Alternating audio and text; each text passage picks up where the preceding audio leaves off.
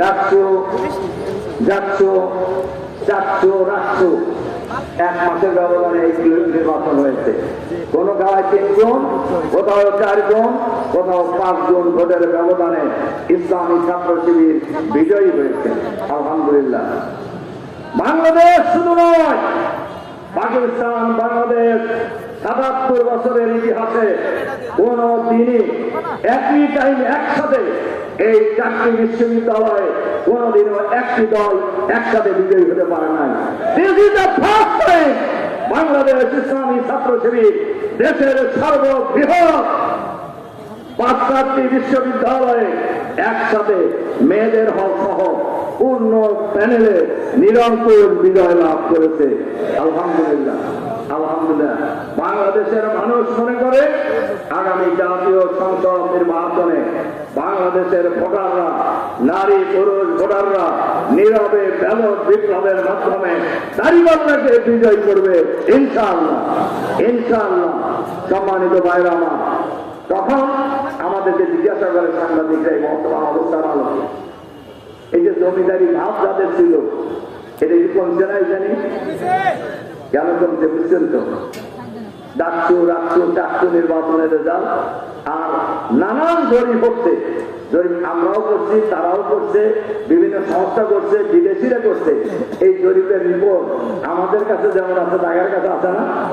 বলেন আছে কি না? আছে। কাজেই এখন এই জমিদারি ভাবটা অনেকটাই কমে এখন সন্ত্রাসের লাইন ধরছে। এখন লাইন ধরছে আমাদের ভোটারদের, তারা একটু ভয় দেখার অবস্থা হামলা করতে চায়, কিন্তু এগুলো করে লাভ হবে? ঈশ্বরদীতে লাভ হবে, আর গড়িয়ে লাভ হবে, বাংলাদেশে লাভ হবে। আপনারা যে কি জিনিস আমরা চিনি, আপনারা চিনি না? আমরা একসাথে প্রায় 30-35 বছর ছিলাম আমরা।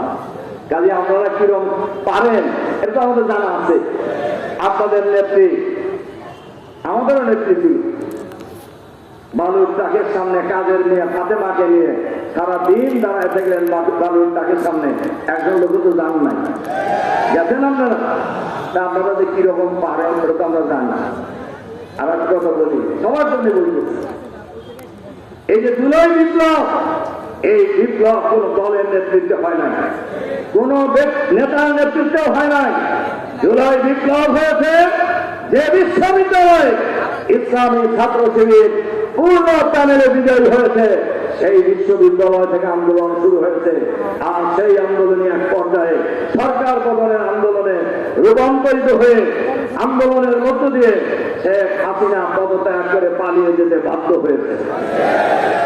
এই বাংলাদেশের মানুষ এখন আছে না? নাই।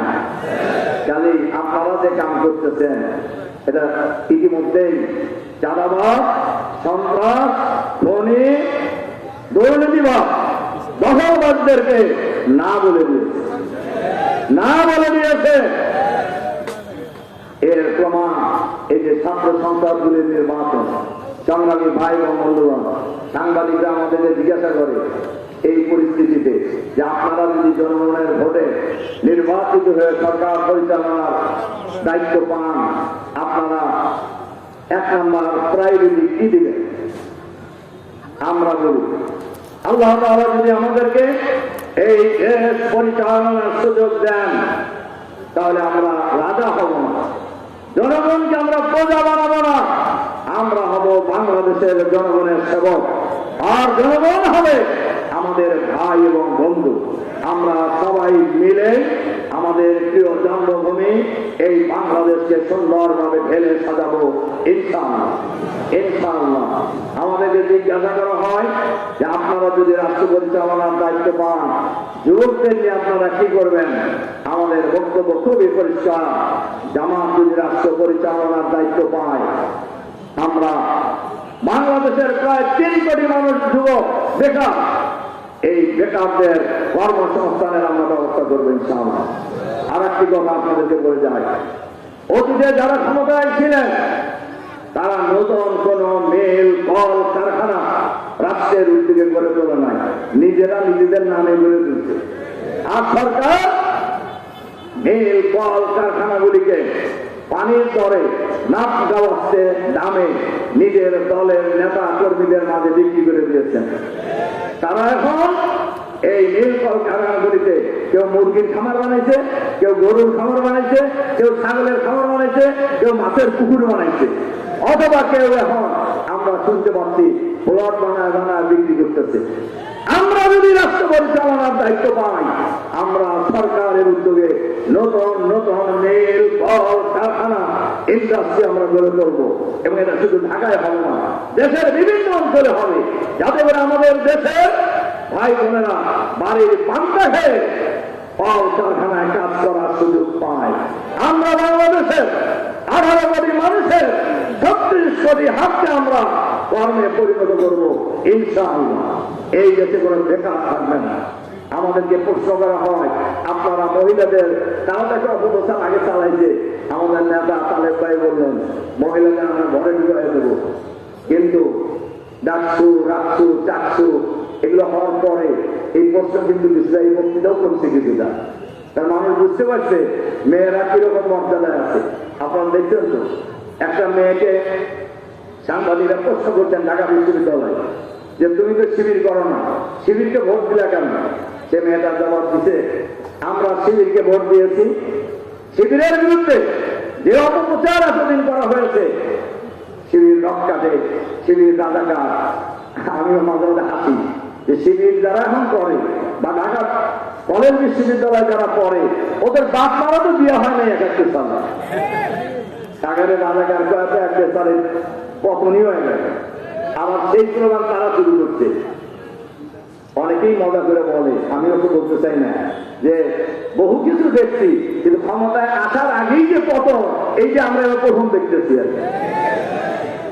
সংগ্রামী ভাই এবং বন্ধুগণ, যে কথা বলতেছিলাম, এই মেয়েটাকে জিজ্ঞাসা করতে শিবিরকে ভোট দিলে কেন? সে মেয়েটা বলছে যে শিবিরকে ভোট দিয়েছি শিবিরের বিরুদ্ধে যে অপপ্রচার ছিল আমরা দেখছি যেগুলো একটা সত্য না। 2 নম্বর বলেছেন শিবিরের ছেলেরা মেধাবী, 3 নম্বর বলেছেন শিবিরের ছেলেরা ভদ্র, 4 নম্বর বলেছেন শিবিরের ছেলেরা আচার আচরণে খুব ভালো, 5 নম্বর বলেছে শিবিরের ছেলেরা মেয়েদের অন্যতায় ধরে না, যার কারণে শিবিরকে ভোট দিচ্ছে। কাজেই আমরা যদি রাষ্ট্র পরিচালনার দায়িত্ব পাই, মেয়েরা সবচাইতে মর্যাদায় থাকবে। মেয়েদের জন্য স্কুল, কলেজ, বিশ্ববিদ্যালয়, মেডিকেল কলেজ থাকবে। মেয়েরা বিসিএস পরীক্ষা দেবে, আর্মি অফিসার হবে, পুলিশ অফিসার হবে, সচিবালয়ের সচিব হবে, ব্যাংকের ম্যানেজার হবে। আগামী দিনে মেয়েরা ইনশাআল্লাহ যে ব্যাংকের ম্যানেজার হবে মেয়েরা, সেই ব্যাংকের কাস্টমার হবে মহিলারা ইনশাআল্লাহ। হিন্দুদের ব্যাপারেও আমাদের জিজ্ঞাসা করে, হিন্দুদেরকে নিয়ে আপনারা কি করবেন? আমরা বলি হিন্দুরা সবচেয়ে ভালো থাকে। বাংলাদেশের হিন্দুরা এখন সবচেয়ে নিরাপদ মনে করছেন জামাত। আমরা বলেছি ইসলামের নীতি, জামাত ইসলামের নীতি। ইসলামের নীতি লা ইকরাহা ফিদ্দীন, দ্বীনের ব্যাপারে কোনো বাড়াবাড়ি নেই, ধর্মের ব্যাপারে কোনো বাড়াবাড়ি নেই। আমরা বলেছি একজন মুসলিম নাগরিক যেমন নাগরিক অধিকার পাবে, একজন অমুসলিমও তার সকল নাগরিক অধিকার পাবে। একজন মুসলিম যেমন তার ধর্মীয় স্বাধীনতা পাবে, একজন অমুসলিমও তার সকল ধর্মীয় স্বাধীনতা স্বাধীনভাবে পালন করার সুযোগ পাবে। আর এই সুযোগ, এই স্বাধীনতা নিরাপত্তা নিশ্চিত করবে ইসলামী গভর্নমেন্ট ইনশাআল্লাহ ইনশাআল্লাহ। সংগ্রামী ভাই এবং বন্ধুগণ, সুতরাং জামাত আগামী দিনে একটি দুর্নীতিমুক্ত একটা পয়েন্ট আমার বাদ গেছে। দুর্নীতি আপনারা 1 নম্বরে কি প্রায়োরিটি দেবেন এটা ভুলে বাদ গেছে। আমরা বাংলাদেশে যদি রাষ্ট্র পরিচালনার দায়িত্ব পাই, এই বাংলাদেশকে আমরা দুর্নীতিমুক্ত বাংলাদেশ বানাবো। বাংলাদেশে যদি শুধু দুর্নীতি বন্ধ করা যায়, 5 বছরের ব্যবধানে বাংলাদেশ কোন ঋণ ছাড়াই বিশ্বের দরবারে মাথা উঁচু করে দাঁড়াবে ইনশাআল্লাহ ইনশাআল্লাহ।